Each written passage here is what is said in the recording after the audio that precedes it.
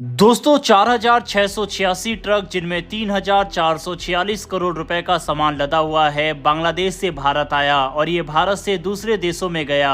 ये आंकड़ा 2024 से 25 के बीच का था, लेकिन जैसा कि हम सब जानते हैं कि साल 2025 में अब भारत ने बांग्लादेश को दी जाने वाली ये सुविधा को रोक दिया है, जिस वजह से कई बांग्लादेशी ट्रक को वापस भेज दिया गया और कई करोड़ रुपए का सामान इस समय इन ट्रकों में लदा हुआ है। लेकिन भारत इसे लेने को तैयार नहीं है और बांग्लादेश को समझ नहीं आ रहा कि वह इसका करे तो करे क्या। भारत ने जैसे ही ट्रांसशिपमेंट सर्विस को बांग्लादेश के लिए बंद किया, उसके बाद एक नोटिस जारी करके सभी बांग्लादेशी ट्रकों को वापस भेज दिया गया और आगे आने वाले सभी सामानों पर पाबंदी भी लगा दी गई। मोहम्मद यूनुस ने सपने में भी नहीं सोचा होगा कि चाइना के अंदर दिए गए उनके एक बयान का यह असर बांग्लादेश को भुगतना पड़ेगा। इस समय बांग्लादेश के व्यापारी अपनी सरकार से गुहार लगा रहे हैं कि भारत के साथ अपने संबंध खराब ना करे, वरना उनकी अर्थव्यवस्था पूरी तरह से खत्म हो जाएगी। इसके पीछे बड़ा कारण यह है कि रॉ मटेरियल भारत से काफी भारी मात्रा में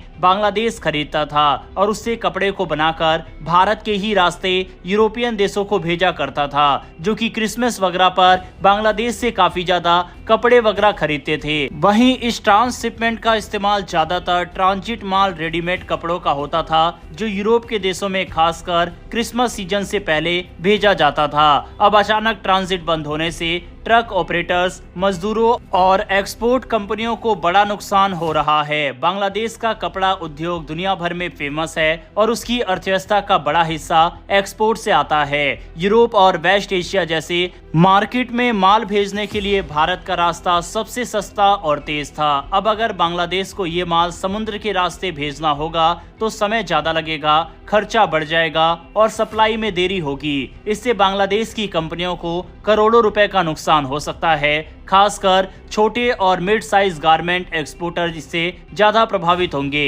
ये बांग्लादेश के लिए कितना बड़ा झटका है, इसका अंदाजा हमने स्टार्टिंग में ही आपको बताया था कि इस ट्रांसिट से 35,000 करोड़ रुपए का सामान बाकी देशों में गया, जो कि बांग्लादेश जैसे छोटे देशों के लिए काफी बड़ा अमाउंट है। बांग्लादेश के लिए भारत ने सिर्फ यही एक मुसीबत खड़ी नहीं की, बल्कि भारत ने अपनी टेक्सटाइल इंडस्ट्री को इस समय बड़े स्केल पर बढ़ाना शुरू कर दिया और इसके लिए अलग अलग राज्यों की सरकारें व्यापारियों को काफी ज्यादा सपोर्ट भी कर रही है, जिसके लिए कई हजार करोड़ का इन्वेस्टमेंट भी किया जा रहा है। बांग्लादेश खुद अपने रेडीमेड गारमेंट्स के लिए रॉ मटेरियल्स भारत से खरीदता है। अब अगर भारत ने इसका पूरा एक इकोसिस्टम तैयार कर लिया तो रॉ मटेरियल तो हमारे पास है ही, हम फिनिश्ड गुड बनाकर दुनिया के बाकी देशों को भेज सकेंगे और बांग्लादेश का बड़ा हिस्सा कब जा सकेंगे। ऑलरेडी बांग्लादेश की टेक्सटाइल इंडस्ट्री को काफी ज्यादा नुकसान झेलना पड़ा और उसका काफी शेयर भारत के हाथ आ चुका है।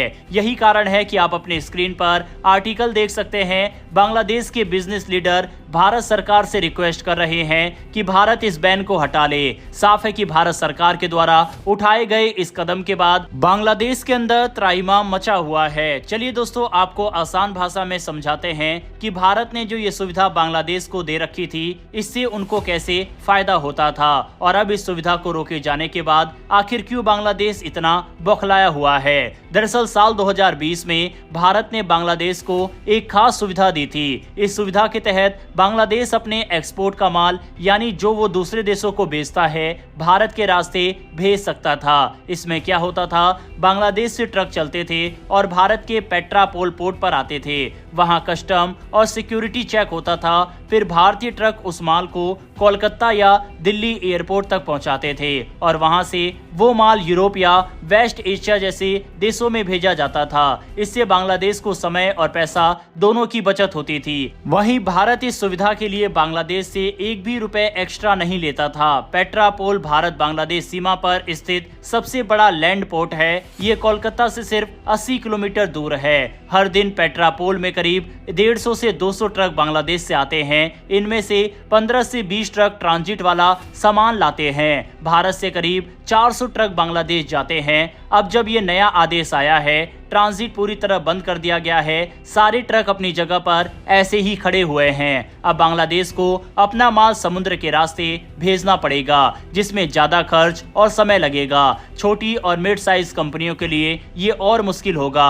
हालांकि सामान्य व्यापार और पैसेंजर मूवमेंट अभी भी इस पोर्ट से जारी है। अब क्या भारत को पूरी तरह से बांग्लादेश से व्यापार बंद कर देना चाहिए, जिस तरह से पाकिस्तान के साथ है, या फिर भारत को ऐसा नहीं करना चाहिए, क्योंकि ऐसा करने से चीन, पाकिस्तान और बांग्लादेश के रिश्ते मजबूत होंगे। ये भारत के लिए आगे चलकर बड़ा खतरा हो सकता है। आपके हिसाब से क्या हमें बांग्लादेश के ऊपर और भी कड़े एक्शन लेने की जरूरत है या फिर नहीं? अपनी राय कमेंट बॉक्स में लिखकर बताइएगा। इन्फॉर्मेशन और वीडियो पसंद आई हो तो वीडियो को लाइक करके हमारी आने वाली डेली ऐसी वीडियो के लिए चैनल को सब्सक्राइब कर बेल नोटिफिकेशन अवश्य दबा लें। फिर मिलेंगे ऐसी एक नई वीडियो के साथ। धन्यवाद। जय हिंद।